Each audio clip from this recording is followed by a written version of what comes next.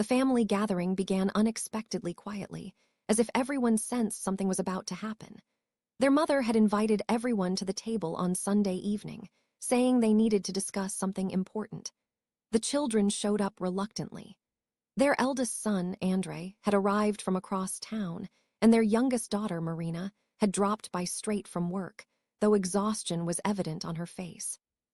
In the corner, slightly aloof, sat their stepfather, Victor, a man they had never truly accepted into the family.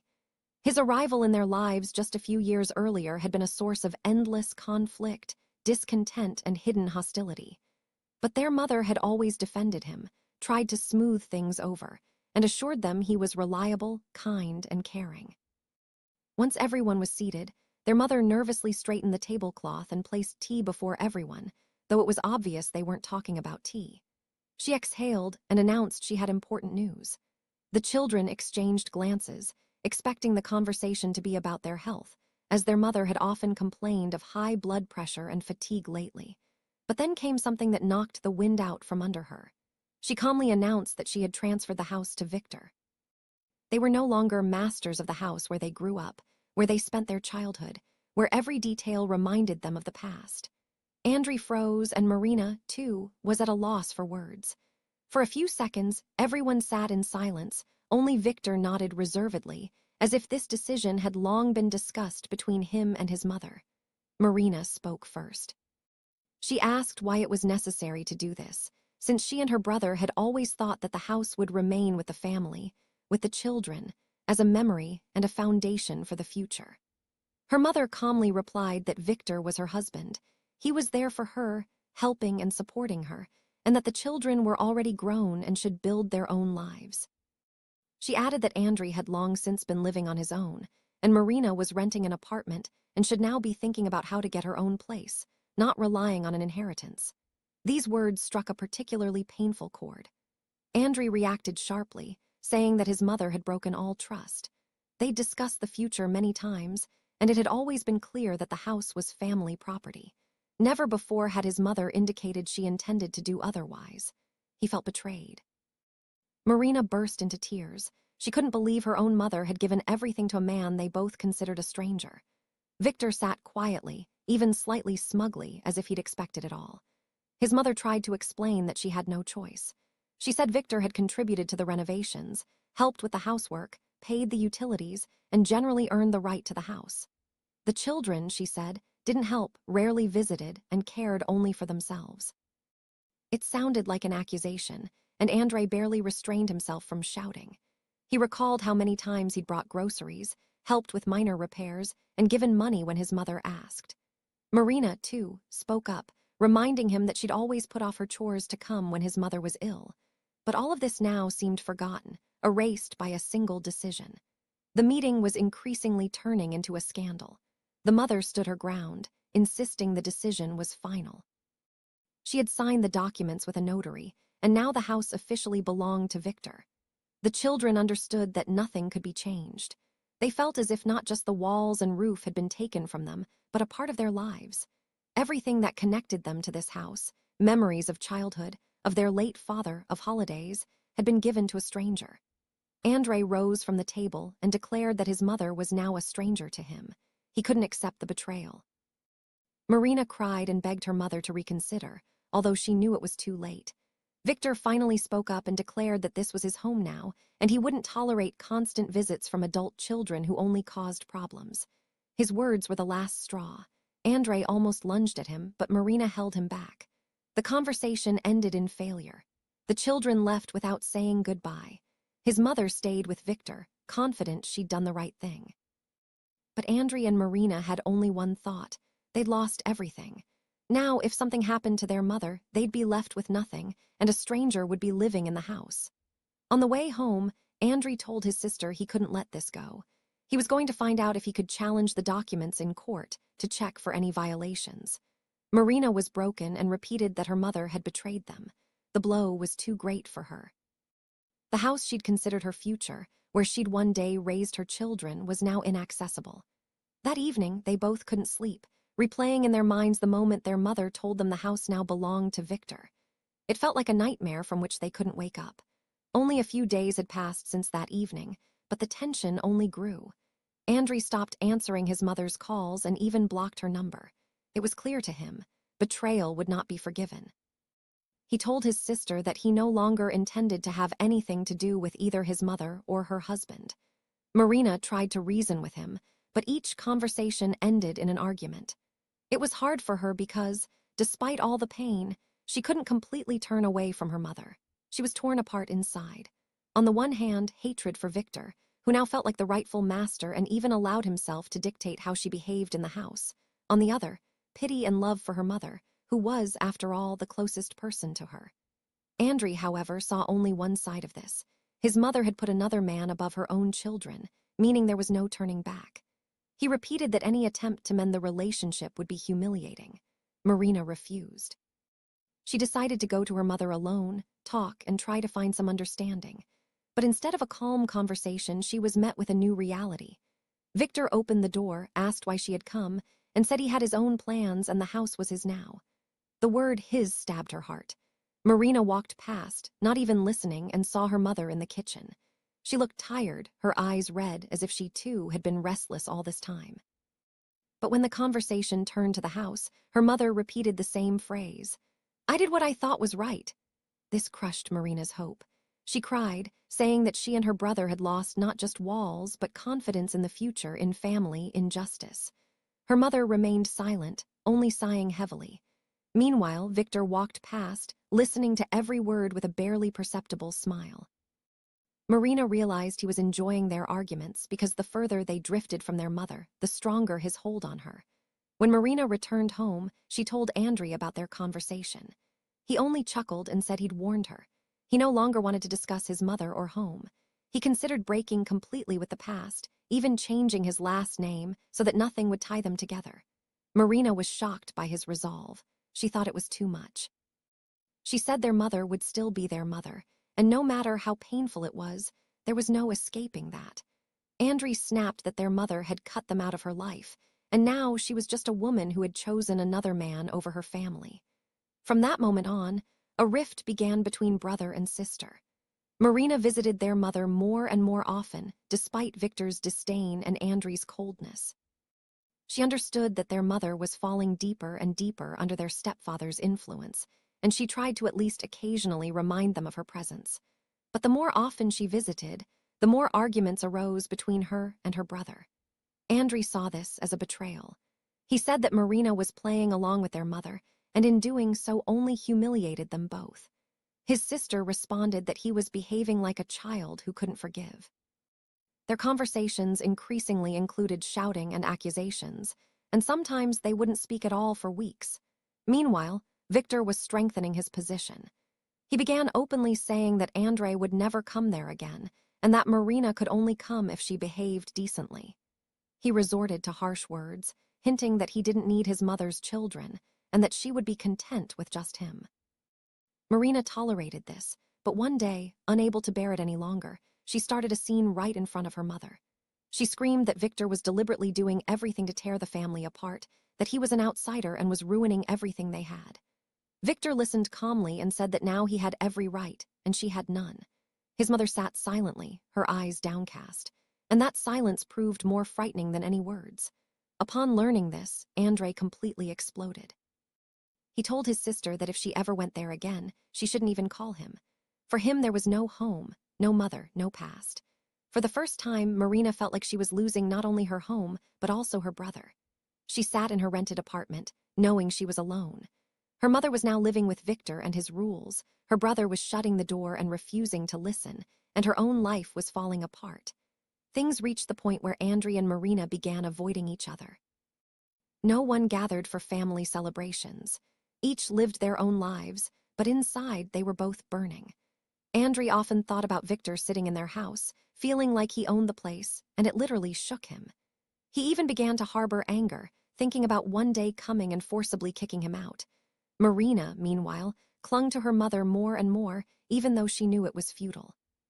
She saw that her mother had become dependent on Victor, listening to him in everything, and it was as if she no longer had a will of her own.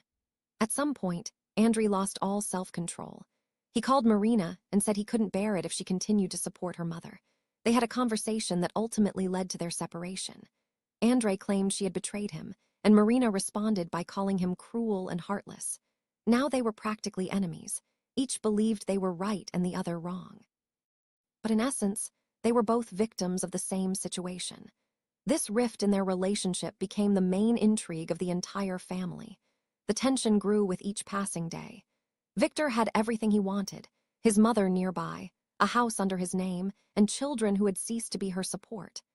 Andrey made plans to leave completely and forget everything, while Marina sank deeper into dependence on her mother, trying to maintain at least some connection. Events lay ahead that could either destroy them completely or reveal new truths neither had even suspected. After the final break between brother and sister, time seemed to slow down, but the tension did not disappear. It festered somewhere deep within, like a cauldron ready to explode. Andrey stopped mentioning his mother even to his friends. He worked longer hours than usual, just to avoid thinking about home and the betrayal. But at night, he was still tormented by the same images. Victor sitting in his father's chair, drinking tea from his mother's favorite mug, and viewing everything around him as if it were his own. Marina, on the other hand, couldn't tear herself away from her mother. She visited more and more often, helped around the house, cooked, and tried to convince Victor that her presence wasn't a nuisance. But each time she was met with his caustic remarks and the silent agreement of her mother, who seemed afraid to contradict him. One evening, when Marina arrived unannounced, she found Victor and her mother engaged in a quiet but tense conversation. He was telling her that the children were interfering too much, that it was time to limit their visits, that they were only using her and didn't truly care. Her mother nodded, as if in agreement, and in that moment, Marina felt she was losing her completely. She tried to object, screaming that it wasn't true, that she and Andrey had always tried to help, but Victor stood up, approached, and said in a cold voice that he now decided who could come into this house and who couldn't. Her mother said nothing, and this silence devastated Marina. She ran outside and called Andrey, but he didn't answer. The next day, she went to see her brother in person, but the conversation turned into a real storm. Andrey said he'd warned her that their mother had made her choice and was now living by Victor's rules, and she, Marina, was humiliating herself by clinging to a man who no longer needed them. Marina accused him of callousness and weakness, saying he'd run away instead of fighting, and that a true son wouldn't turn his back on his mother, even if she were wrong. These words hurt Andrey, but he didn't show it. Inside, he was seething, and he told his sister that if she so wanted to live near her mother and her husband, she should forget about him. From that day on, they never spoke again. Andrey withdrew, his life turning into work and rare get-togethers with friends, where he pretended everything was fine, when in fact, every evening he thought about the same thing. He had lost his family, he had lost his home, and he had lost his sister. Marina, meanwhile, was increasingly lost in this strange existence with her mother and Victor, feeling out of place, but unable to tear herself away. She seized every moment her mother was alone and tried to talk about the past, about how they lived before Victor, but her mother seemed to close off, her answers short and distant, as if she lived in another reality where only her current husband mattered. At some point, Marina began to notice her mother rapidly deteriorating, suffering from constant headaches and fatigue, but she was afraid to mention it to Victor, and in front of the children, she pretended everything was fine.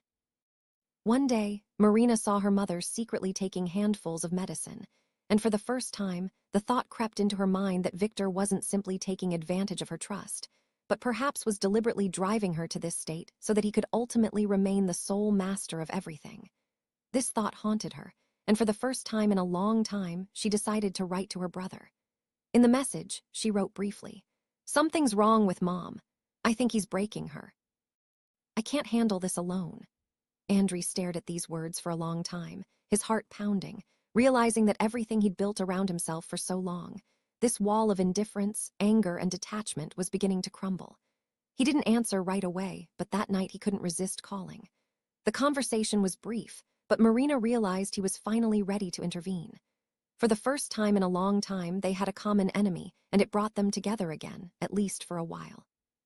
But Victor sensed something was changing and wasn't about to back down. He was sure he'd brought the situation to a close. The children had fallen out, His mother was in his hands, the house was registered in his name, and now all that remained was to finally squeeze Andrey and Marina out of this mess. But he underestimated that even the most fractured bonds can sometimes be rekindled if the person closest to them is threatened. And then the brother and sister would be willing to do anything, even if it meant setting aside pride and old grievances.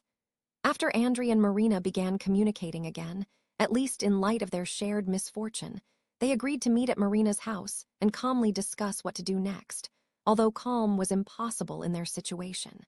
Marina looked depressed, her voice trembling, and every word was difficult. She told her brother that Victor was increasingly leaving for a couple of days, returning late and each time irritated, yelling at their mother, demanding silence, and then remaining silent for days on end, as if pondering something important. Their mother pretended everything was normal, but fear was visible in her eyes, and this frightened Marina most of all. Andrey listened and felt anger building inside, and for the first time, it occurred to him that Victor's desire to take over the house was not simply behind all this, that he must have serious reasons, and he offered to check on him. Marina was initially alarmed, saying it was dangerous and that Victor might find out, but Andrey was adamant. He had a gut feeling it wasn't that simple, and he was right. He contacted a friend who worked at a law firm and had access to the databases. A reply arrived within a few days. It turned out that Victor was massively in debt. Several years ago, he'd taken out a loan, then another, then signed promissory notes with private individuals and never fully repaid them. Lawsuits had been filed against him, and the courts had long since heard the cases. The total amount was so large that Andrey immediately understood why Victor needed the house so urgently. He needed collateral, property he could transfer to himself, and then use to pay off at least part of his debts. When Andrey showed the documents to Marina, she turned pale and sat down, as if her legs had given out. Now everything became clear. All of Victor's talk about the children being a nuisance, his harsh behavior, his rush to transfer the house to himself, his constant reproaches. It wasn't a whim, it was a carefully planned move. He needed the house not as a family nest, but as a means of survival and a way to pay off his debts. This meant that the house could go to complete strangers at any moment. Marina burst into tears and said her mother probably didn't know anything, and that if she had, she would never have agreed to such a deal. Andrey simply shook his head in response. He was sure his mother knew at least part of it, but Victor had deceived her, convinced her everything was under control, that he could handle it and do everything for both of them. In reality, he was dragging her into the hole with him. They decided not to delay and talk to their mother immediately. Marina was afraid she wouldn't believe them, but they had no choice. They arrived in the evening when they knew Victor wasn't home. Their mother greeted them coldly, but let them in. Andrey placed the documents on the table and told her bluntly that Victor was deeply in debt and only needed the house as collateral, and if she didn't change her mind, they would all be left homeless.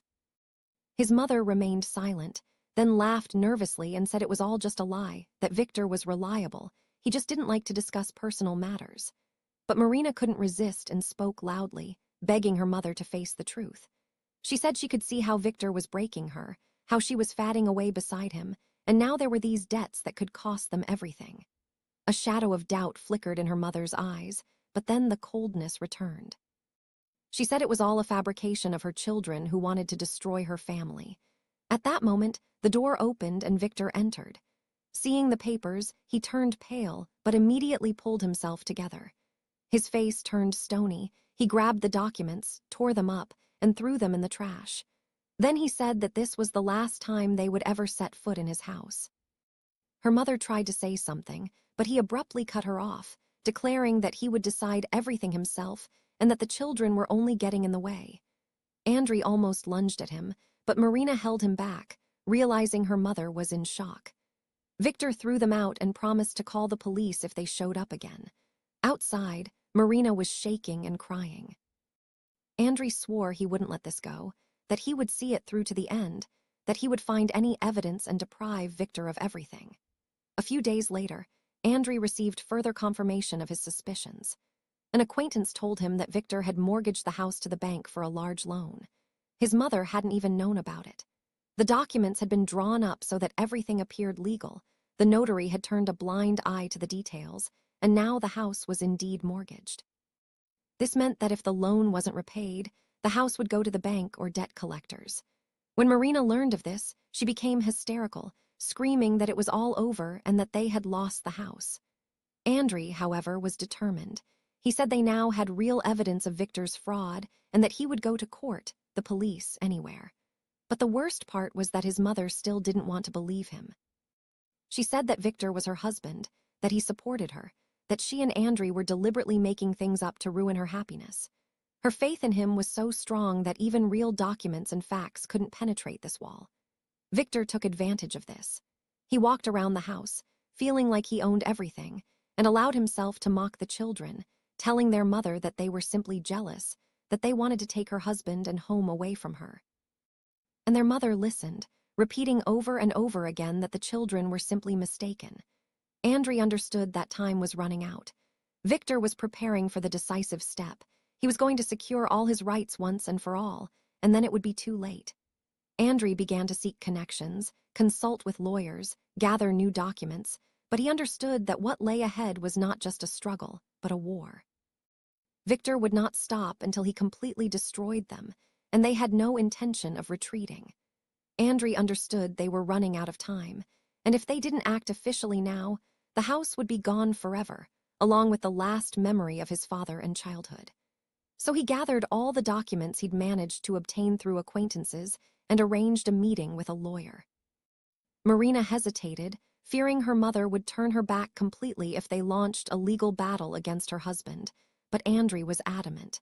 He said there was no other way, and if they didn't do this, Victor would finally get his way. The lawyer carefully examined the documents and immediately noted several suspicious points. First, the transactions were conducted too quickly. Second, they contained errors that could indicate fraud. And third, the very fact that the house had been immediately mortgaged to the bank looked extremely suspicious. He said there was a chance, but the process would be long.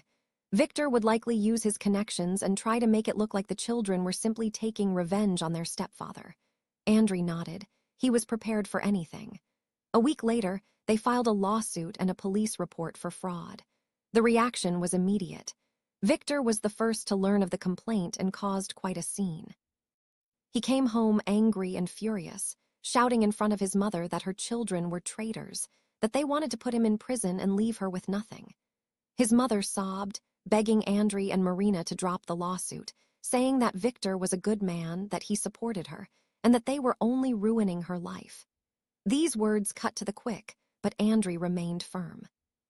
He told his mother that she would eventually understand how deeply she had mistaken her, and that one day she would thank them for starting this fight. Marina stood nearby, silent, her heart breaking, but she, too, knew there was no turning back. The first court hearing was a real test. Victor arrived confident with an expensive lawyer. He claimed the house had been transferred to him voluntarily, that his mother had made the decision herself because the children had never helped her, and he was there. His mother sat next to him and nodded, her words echoing his, and this was the hardest blow for Andrey and Marina. They saw their own mother turn against them, defending the man who had deceived her and destroyed everything, but they could do nothing. The judge listened attentively, but postponed the decision. Andrey's lawyer filed a motion to review all transactions and bank records, and this gave them hope. The police weren't making any progress either. Victor had connections, and it was clear they were trying to cover for him. But Andrey didn't give up, collecting more and more evidence, receipts, copies of court decisions regarding his debts, and statements from acquaintances who had once dealt with him. Gradually, the picture became clear. Victor was indeed using his mother as a means to keep the house and plug his financial holes. But while the documents were being reviewed and the hearings were underway, the family tension escalated to the breaking point. His mother stopped talking to the children, even stopping answering when Marina called. They learned all the news from acquaintances or through a lawyer. Victor, meanwhile, felt like a winner. He would arrive at court with a smirk, demonstratively holding his mother's hand, demonstrating their unity, while casting Andrey looks full of disdain. Andrey could barely restrain himself from punching him right there, but he knew they were just waiting for that, to paint him as the aggressor. The situation escalated further when the bank sent notice that if the mortgage payments weren't made soon, the house would be auctioned. For Andrey and Marina, this was like a death sentence. They knew they had no time left. Victor pretended to have everything under control, but it was clear he had no money and never would. His mother, however, believed him to the last, repeating that everything would be sorted out. At one of the hearings, something unexpected happened. A witness was called to court, a former acquaintance of Victor's with whom he had once been in business. This man testified that Victor had always lived in debt, that he had borrowed money from everyone and never repaid it, that he had left behind broken families and people who had lost property because of him. The judge listened attentively. Victor's lawyer tried to interrupt, but the witness stood his ground. Andrey looked at Victor and saw nervousness creep across his face for the first time. After the hearing, Victor approached Andrey and quietly said that if he didn't drop the lawsuit, he'd regret it. His eyes blazed with anger, and in that moment, Andrey realized the case was beyond the pale. Victor was prepared to go all the way, which meant the fight would become even more dangerous. Marina was frightened, crying and telling her brother he didn't understand who he was dealing with, but Andrey was firm. He said they had to finish him off now, or their mother's life would be completely destroyed. That night, Marina woke to call. It was her mother. Her voice trembled, saying that Victor was angry and that she didn't know what to do. Marina begged her to leave him, at least for a while, but her mother refused. She said she couldn't leave him, that he was her husband, and that she was bound to him until the end. These words plunged Marina into despair. She realized it was as if her mother was living in another world, and that getting her out of it was almost impossible. Meanwhile, the trial continued. Victor's temper was increasingly strained, his nerves unbearable. At one hearing, he shouted right in the courtroom that his children were ungrateful and wanted to destroy him, and this was the judge's first sign that something was wrong with his case. Andrey saw that their efforts were beginning to bear fruit, and now all that was left was to press on. But he also understood that Victor might resort to extreme measures, and then this would cease to be a simple family conflict. That evening, Marina's mother called again, her voice quiet and trembling. She said that Victor was angry and that the children should leave him alone, otherwise he might do something terrible. Marina sensed her mother was on edge, but she had no time to do anything, because soon there was a loud crash, a scream, and the sound of breaking dishes. Then the line went dead. Marina panicked, dialed her brother, and they rushed to the house. When they arrived, the door was locked from the inside. The light was on, but no one answered. Andrey kicked the lock in, and what they saw inside was a nightmare. Their mother was lying on the kitchen floor. An overturned stool and a broken mug lay nearby. Victor stood in the corner, smoking as if nothing had happened, and calmly said that she simply felt ill. Marina screamed and rushed toward her mother, and Andrey clenched his fists, ready to punch his stepfather, but he knew that if he did, Victor would make it look like he'd attacked first. They called an ambulance, and when the paramedics took his mother away, Victor didn't even go with them. He said he was tired of her hysterics and that if she couldn't take care of herself, it wasn't his fault. These words were the last straw for Andrey, and he swore that Victor wouldn't get away with it. At the hospital, his mother lay pale, hooked to an IV drip. The doctors said she had a hypertensive crisis, stress, and severe nervous tension, and if she hadn't been brought in time, things could have ended much worse. Marina sat next to her, holding her mother's hand and crying, begging her to tell the truth, but her mother only remained silent or repeated that Victor was a good man and that it was her own fault. Meanwhile, Andrey was talking with the doctors and heard from them that his mother should have been treated long ago, but no one was doing it, and that her condition was deteriorating precisely because of the constant stress. He realized that Victor had driven her to this state, and now the only way to save her was to tear her away from him at any cost. The next day, Victor finally showed up at the hospital, but not alone. He brought a lawyer with him. His demeanor was brazen, telling the doctors that his mother had no problems, that it was just normal fatigue, and demanding to be allowed to see her without restrictions. When Andrey tried to resist, Victor smirked and said that he had every right as a husband, and that the children were nothing here. These words struck the hardest. Marina burst into tears right there in the hallway, and Andrey gritted his teeth and went to the lawyer, deciding that if Victor wanted war, he would get it. Meanwhile, his mother began to slowly come to her senses. And then one night, When Marina was left alone on duty in the ward, her mother suddenly spoke in a completely different voice, quiet and frightened, as if afraid someone would overhear.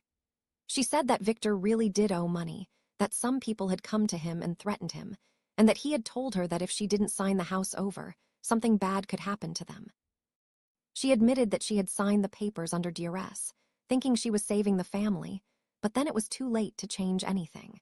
Marina listened and cried, begging her mother to say all this in court, but she replied that she was afraid of Victor, that he would do something to the children if she went against him. These words only strengthened Marina's resolve. She realized that her mother still loved them and understood the truth. It was just fear that was holding her captive. When Andrey heard Marina's story, he knew they now had a chance, because his mother's confession was the key. But convincing her to speak out was incredibly difficult. Victor began showing up at the hospital more and more often, feigning a caring husband, bringing flowers and fruit, telling the doctors he was always there, and his mother withdrew around him again. Only when he left did she allow herself to show weakness. The climax came when a man in a sports jacket entered the room right in front of Victor, handed him an envelope, and told him his time was approaching. Marina witnessed it with her own eyes, and so did her mother, and at that moment her face changed. For the first time, she looked at Victor as if she were seeing the real him, without the mask. Victor hesitated, saying it was nothing, but his mother turned away and asked him to leave. This was a shock for Victor. He hadn't expected his mother to treat him like that. After that, for the first time, his mother asked to speak with Andrey and Marina without Victor. She admitted she had been wrong, that she had been afraid to be alone, that she had trusted him because she didn't want to feel unwanted again. She begged for forgiveness, and Andrey merely squeezed her hand and said they would fix everything together. Marina cried, but for the first time in a long time, she felt hope. However, Victor wasn't about to give up. He felt himself losing control and began to act harshly. He threatened to discharge his mother from the hospital and take her away, claiming the children were traumatizing her with their conversations, that they were deliberately turning her against him. The doctors were baffled, since legally he had rights as a husband, and only the intervention of lawyer Andrey stopped him. But it became clear that Victor wouldn't back down. Andrey understood that now everything would be decided in a matter of days. If his mother found the strength to testify and tell the truth, they would be able to push Victor into a corner. But if fear won out again, the house would be gone, and Victor would continue to torment his mother until he finished her off completely. And although for the first time they felt his mother beginning to see the light, the most dangerous battle lay ahead. Victor was increasingly losing control of the situation. The trials dragged on, documents surfaced one after another, and his mother, although afraid, no longer looked at him with the same eyes, and this infuriated him more than any accusations. He started drinking, returning home late and irritated, shouting that everyone was against him, that his children and mother had betrayed him. But beyond the walls of the house, far more serious clouds were gathering, and one day Andrey learned what he had both been waiting for and dreading. The debt collectors to whom Victor owed a large sum had tracked him down and were now demanding his money back. At first they called, then began showing up right at the house. Marina happened to catch two burly men in black jackets standing at the gate, demanding that Victor come out. She was frightened and hid, but overheard their conversation. They were saying that the deadline had expired and that next time the conversation would be brief. Victor, usually brazen, seemed confused at that moment. He tried to persuade them, promising to give everything back, but the men only laughed and said they would take everything they could. That evening, Marina called Andrey, her voice shaking. She said Victor was panicking, running around the house, rummaging through drawers, calling someone and screaming into the phone. Andrey realized it was the end. Victor was cornered, and now the only question was how much longer he could hold out. The next day, everything became clear. A car pulled up to the house, 4 men got out, entered uninvited, and Victor turned pale. His mother sat on the couch in horror, Marina standing next to her, and Andrey had arrived just minutes before. The collectors were not shy, they said directly. Either he returns the money or they take the house and spit on papers, notaries, and courts. They have their own methods. Victor tried to hold his face, but his voice was trembling. He promised that he would receive money soon, but no one listened to him. One of the men said, "You thought that you were more cunning than everyone, thought you rewrite the house and that's it. So no, we know everything about your schemes. This house is already ours." Mother cried. Marina hugged her and looked at Victor with hatred. Andrey first saw how the stepfather really broke. He darted, begged, promised, said that the children were to blame for everything, that they brought him to this. But the collectors did not care about his excuses. They gave him a period of several days and left, threatening that next time the conversation would be completely different. After that, Victor sat right on the floor and covered his face with his hands. Mother asked in a trembling voice, "Why did you do all this?" And for the first time he was not found what to answer. After a couple of days, new people began to besiege the house. Some lawyers, representatives of the bank, brought papers. Everything indicated that Victor lost. He stopped appearing in court, disappeared on the whole days, and when he returned, he looked worse. Mother finally turned away from him, and the children first felt that she was really on their side. But the worst thing happened when one day Victor simply did not return home. Marina called, wrote, but his phone was disconnected. 2 days later, it became known. Victor fled. The collectors were looking for him throughout the city, and rumors quickly reached Andrey. They said that he was trying to leave for another region, but he was stopped, and that now he was not waiting for the court, but the reckoning from those to whom he owed. For the family, this was a strange liberation.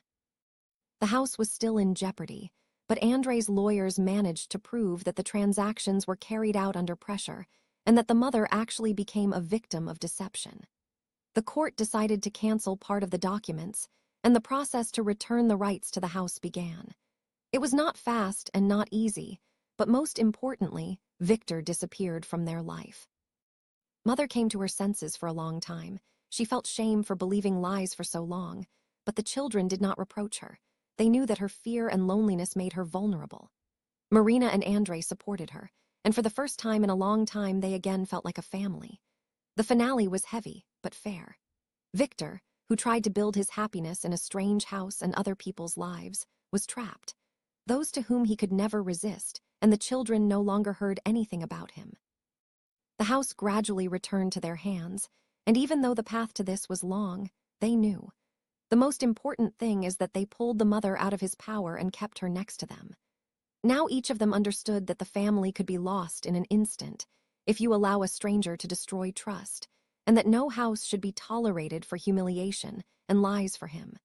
But it was this house that became a symbol of their struggle and their victory.